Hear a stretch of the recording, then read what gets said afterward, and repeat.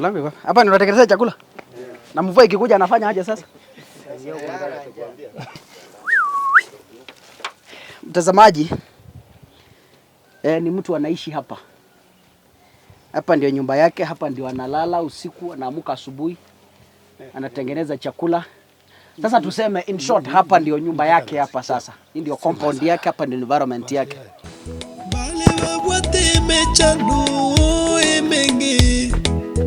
Bachandegete batabwatyo bakonyi batarere baomoyo saseni bari zenyu bale nyagitari barwarete mono nonyina bayiri tibanya guchiko barora ebitiro birasaita batarere. Ladies and gentlemen, we're in the interior parts of South Mogrango, in a village called Kaware. Today I want to twang a little bit in English and Swahili, you know. This is Kisii County. Ukitazama hapa mtazamaji, nina hema kwa sababu nimeenda milima na mabonde, yani nimetembea milima na mabonde. If you look at this area, hapo wamepanda sukari. This is sugarcane. Ile ya kusiaga by the South Mogrango, hiyo ndio biashara wanafanya. They plant a lot of sugarcane. Ile ya kusiaga unatengeneza sukari. And then hapa kwenda hapa juu ni mlima mkubwa sana kwenda juu tunapanda. Then if the camera can show you how Kisii is beautiful, evergreen. By the way, this is February, kuna jua kali kidogo. So ukiangalia pale Kisii, that's South Mogrango. Niliambiwa hapo ni Manywanda A, Manywanda B, still in South Mogrango hapo. Very beautiful scenery. Okay, tunaenda kufanya nini hapa? Nilipata story ya mzee mmoja. Huyu mzee, bibi yake alikufa kitambo sana na ako na watoto wawili peke yake. Hawa watoto ni wanaume wawili na hawajiwezi kabisa, maskini hoi hai. Na huyu mzee, jambo ambalo alinishtua sana, nilitumiwa ka video tu kadogo kwa mazingira anayoishi. Watazamaji, nililia machozi siku ya jana. Kwa hivyo nikaamua nipange safari nije leo. Tuliwaahidi kwamba kazi yetu ya charity, we are coming back huu mwezi wa pili na tumerudi sasa kwa vujo. Mwaka wa 2023. Mwaka uliosha wa 2022 mlifanya kazi nzuri, mlitusupport. Tulijenga nyumba nyingi sana, tukamaliza, tukasupport watu. And today tuko South Mogrango na tumerudi kwa ground kwa fujo. So huyu mzee hana nyumba, anaishi tu kibanda msituni. Lakini mzee ni safi. Yeye ndiye anaosha sufuria, yeye ndiye anaosha vyombo na ako sawa. So tunataka tumtembelee tuone kama itawezekana. Wala ambao mnatutazama tuone kama mzee atapata usaidizi, ajengewe kanyumba tu kadogo. You know, yeye ndiye peke yake anaishi, hana familia. Ajengewe tu kanyumba kadogo. Lakini before tuende hapo, nataka tuende paka kwake tupande milima hapa. And then we get to understand, we get to see by our own eyes. Nilitumia video, but I want us to see, tuone na macho tu yetu, so that we see the reality on the ground. Just follow us as we proceed.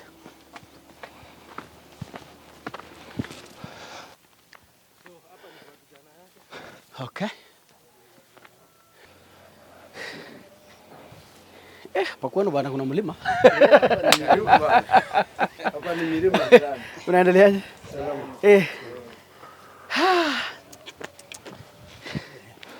Sasa nawe acha nikusalimia hata kama tulikuwa na wewe. Mnaendeleaje hapa? tuko poa. So tuseme hapa ni mtu anaishi hapa. Okay. Hii mahindi ni ya mzee. Ndio ametoa shambani kidogo. Sasa hii ndio nyumba yake.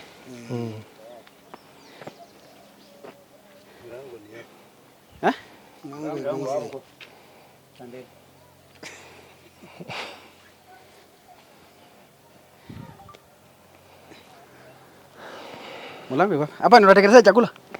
Na mvua ikikuja anafanya aje sasa?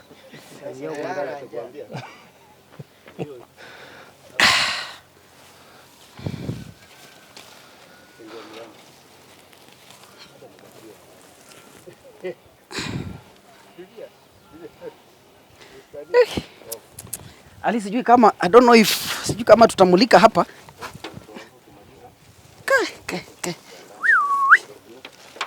Mtazamaji, Ni mtu anaishi hapa.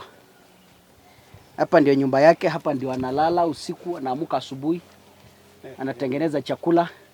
Sasa tuseme in short, hapa ndio nyumba yake hapa sasa. Hii ndio compound yake, hapa ndio environment yake. Na it's a very dangerous environment kwa sababu hapa unaweza pata nyoka, unaweza pata wadudu, unaweza pata wanyama wengine.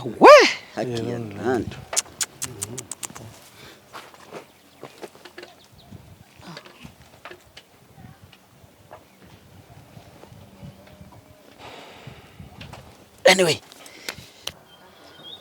mtazamaji, ningependa kwanza tuongee na mzee, na umeona nyumba yake jinsi ilivyo. So hapa ndio anaita kwake.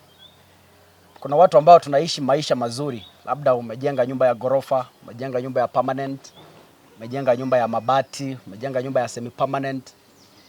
Lakini tunapofanya hayo yote, jua kwamba kuna watu dunia hii hawana makao, na kitu ambacho wanaomba ni kila kwamba wapate mahali pa kuweka kichwa tu peke yake.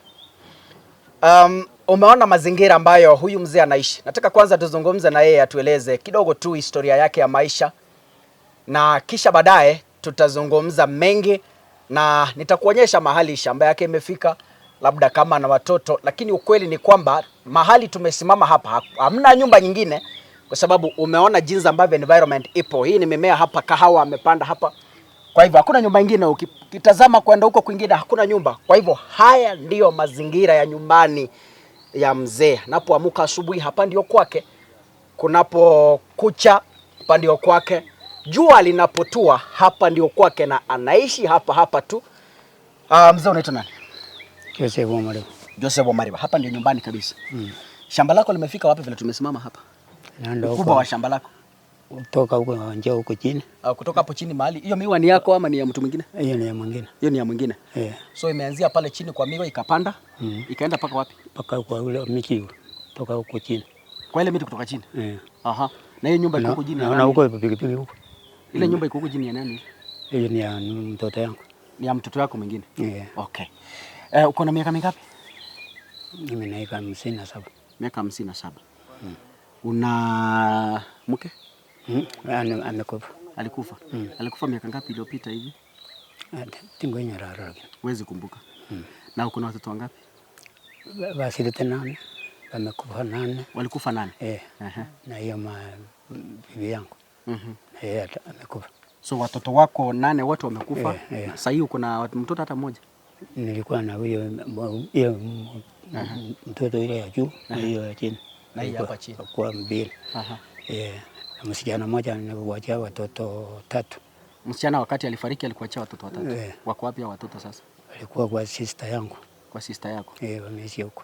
Kwa sababu naona mimi niko na shida hapa.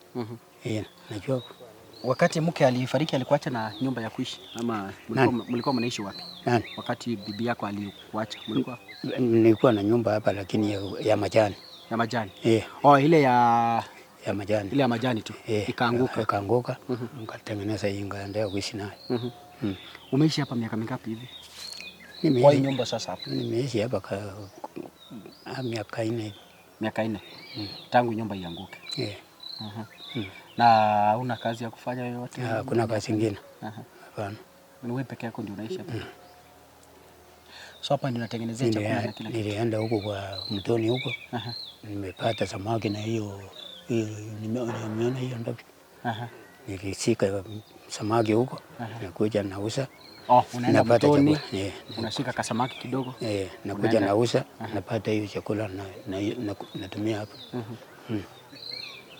Na hapa sasa mvua ikinyesha inakuaje? Hapana, mvua kunyesha hapa ndani. Nimeona niweka ile umefunika vizuri. Na hakuna wanyama hapa? Hapa ni ndani. Manyoka nini? Kimba ujira ujinyongo. Mapanya ni mingi? Mingi. Nakula hata nguo. Kitu nyingine, nyingine naweka hapa juu. So wewe ndio unachipikia kila kitu hapa? Hii ni chumvi?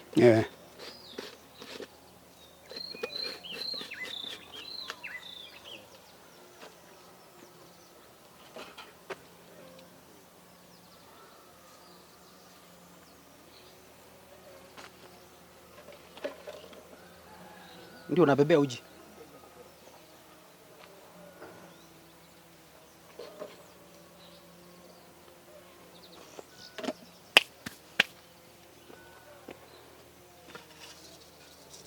Ndio sufuria pekee yake kuna? Ndio hiyo na hii. Na hizi? Hiyo natengenezea mboga na hii ndio napatia chakula. Hii ni ya ugali. Ya jini. Hii ndio ya ugali? Hiyo ulipikia usiku? Okay.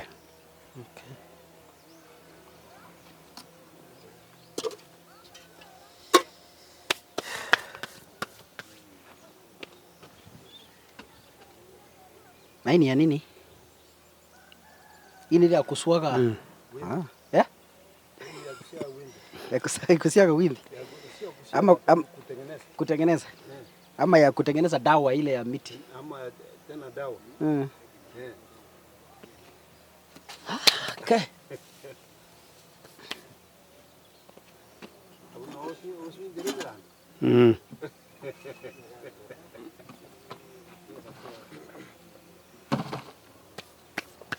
Wow, mtazamaji ndio nyumba yake. Unaitwa nani ndugu? Kwa majina ni Boniface Ondieki. Boniface Ondieki. Yeah. Na mzee ni jirani yako ama ni mtoto yake? Ni jirani. Lakini ni kuna umbali kiasi. Mimi ni community health volunteer. Okay. Tulimtembelea hapa siku ingine hapo. Tukapata hii hali yako. Ndio maana tukasema waja tuungane pamoja ili tuone kama huyu mzee atasaidika kutoka kwa county ama mahali kwingine. Hebu tueleze kidogo kuhusu hii hali ya mzee jinsi ambavyo anaishi hapa kama health volunteer. Hii hali ni ngumu. Hasa sisi kama community health volunteers tuko na kazi ngumu. Unatembelea kama household kama huyu, unamwambia akae jinsi watu wanastahili kukua, lakini hii hali yako haiwezi badilika until ajengewe nyumba ndio akue na afya nzuri. Na labda sasa madhara ya, unajua kuna watu wanatazama huko nje. Yeah. Mzee akiishi katika hali hii, ni madhara yapi ambayo yanaweza kumpata? Kuna kipindupindu. Anaweza kuwa na kipindupindu, malaria. Na nyoka inaweza muuma. Na hapa Kisii nadhani hakuna dawa ya nyoka. Na hii ni snake season kwa sababu kuna jua kali. Yeah. So ni challenge sana kwake na hasa kwetu. Mi ile maombi na ningeomba asa county wamwangalie sana na watuangalie sisi kama CHVs, cause tuko na kazi ngumu ya kulinda hao watu. Sisi ndio the first level 1 kwa hospitali. Tukitoka hapo tunaenda level 2. So sisi level 1 tuko na kazi ngumu ya kuangalia hao watu wa kijiji. Yeah. Mtazamaji, hapa ni msituni. This is a forest. Kwa sababu ukiangalia pale kwenda hiyo side nyingine hapo ni msitu tu. Na tumetoka hapo chini tumeona kanyumba ka kijana yake. Actually ni unaona tu huruma kwa sababu ni kama hata kama mzee ako na vijana wawili ni kama hata wao hawana uwezo kabisa, kwa sababu nyumba ya kijana nimeona kutoka hapo chini ni kanyumba ingine kadogo, na mzee ako na shamba, kitu anahitaji tu ni ile ajengewe nyumba. Na umesikia chakula sio ngumu kujitafutia, bora tu apate mazingira mazuri, ajengewe kanyumba kazuri ambapo anaweza kujikinga tu kutokana kwa mvua na mambo mengine. Unaitwa nani bwana? Inaitwa Douglas Onchangwa. Douglas Onchangwa. Mnajuana na mzee? Tunajuana. Ni jirani yako? Ni kama ndugu sasa. Lakini kwetu ni ng'ambo ile. Hali ya mzee iko aje sasa mkitembea hapa mkiona mzee anaishi hivi bwana? Iko aje sasa? Hali sio mzuri, ni mbaya. Lakini najua hali ya maisha nayo ni ngumu. Mtu unajaribu vile unaweza hata mzee asaidike, lakini unapata huwezi. Hapa kwa kifamilia yake hakuna mtu ambaye anaweza kujiweza na kumsaidia hata kujenga nyumba? Kwa familia? hakuna mtu anajiweza vizuri kifedha. Labda kwako ombi lako ni lipi kwa watu ambao wanatutazama? Ningeomba yoyote anaweza jitolea, hata akitoa kitu kidogo kidogo, watu wakitoa kidogo kidogo, mzee apate ajengewe nyumba, hata yeye aishi maisha mzuri kama wengine. Wow, mtazamaji, sisi tumetembea hapa na jambo kubwa ni ile kwa sababu ya mguza ambao tulipata. Kuna jamaa mmoja ambaye anatoka kwa hiki kijiji na ananijua kwa sababu ananiona mitandaoni. Akanitumia video kidogo tu ya nyumba. Nataka kidogo ni kuonyesha mazingira ya mzee. Tutembee tu kwa kashamba yake hivi tu kadogo, ni kuonyesha mazingira mzee anaishi ili uwe na picha kamili kabla sijamaliza. Ukiangalia hapa ni msitu. This is just a forest. Hapa ni msitu. Hapa nyoka zinaweza kutoka hapa zimalize maisha yake tu hivyo, na unajua kwamba this is a snake season kwa sababu wakati kuna jua kali ndio nyoka utembea. Hata najua the Minister of Health has warned kwamba this is a snake season. Hapa ni msitu. Ukiangalia upande mwingine pale hakuna hata nyumba. Hapa ni msitu tu. Hapa ni msitu tu peke yake hapa. This is just a forest. Ni msitu. Haya ndio mazingira ya mzee. It's just a forest. Haya ndio mazingira ya mzee hapa. This is just a forest. Aka kanyumba kako hapa chini, haka ndio ka kijana yake. It's just a very small house hapa chini, very small house. Kadogo kabisa, lakini ukiangalia tu hapa ni msitu tu peke yake. It's just a forest.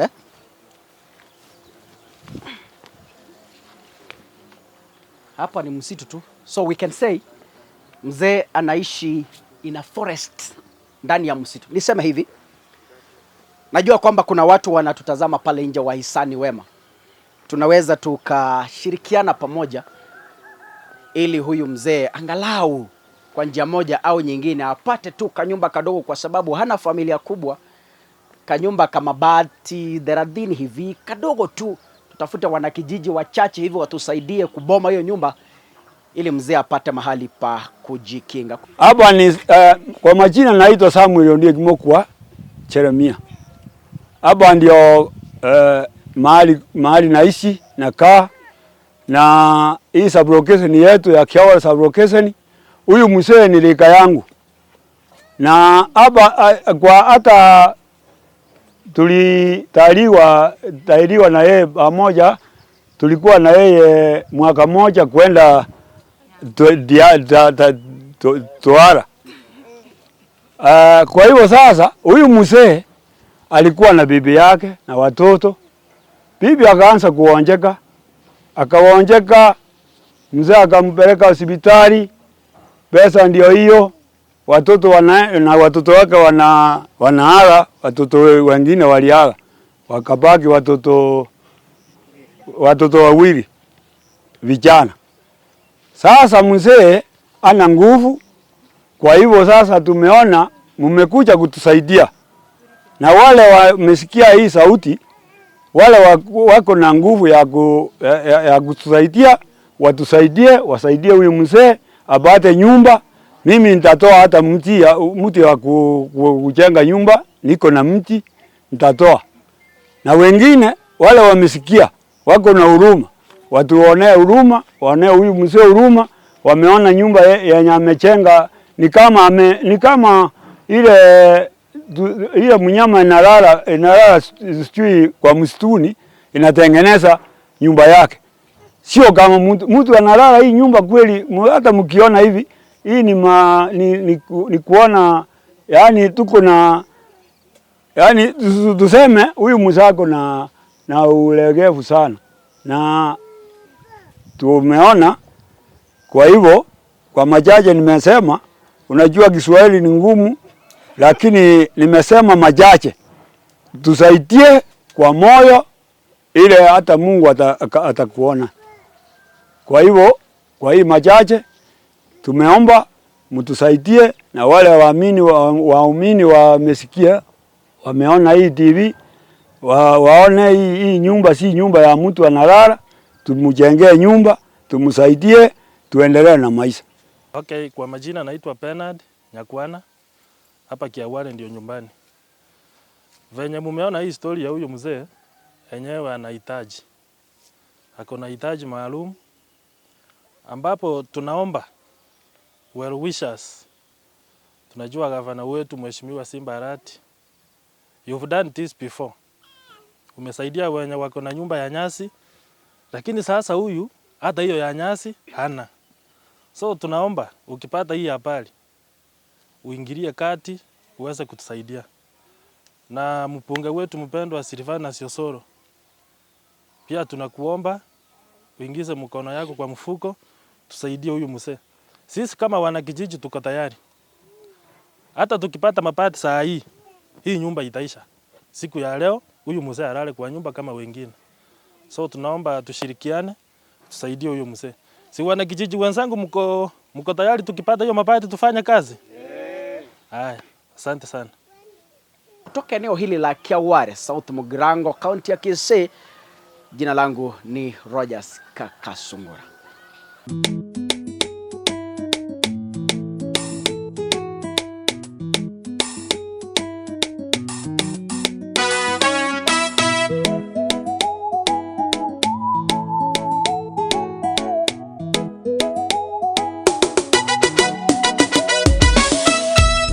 Erana bali bakolera,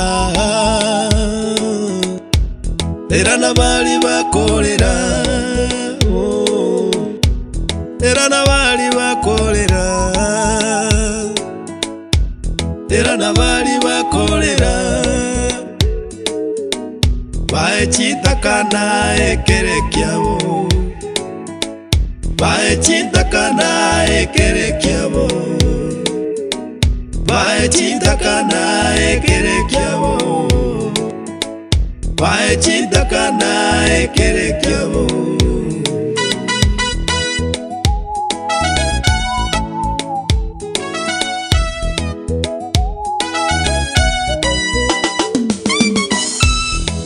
Bale babwate mechano emenge, bachandegete, batabwatio bakonyi.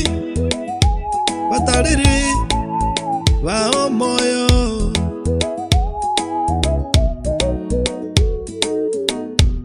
bale nyagitari barwarete mono nonye nabairi tibanya guchiko barora batarere wa moyo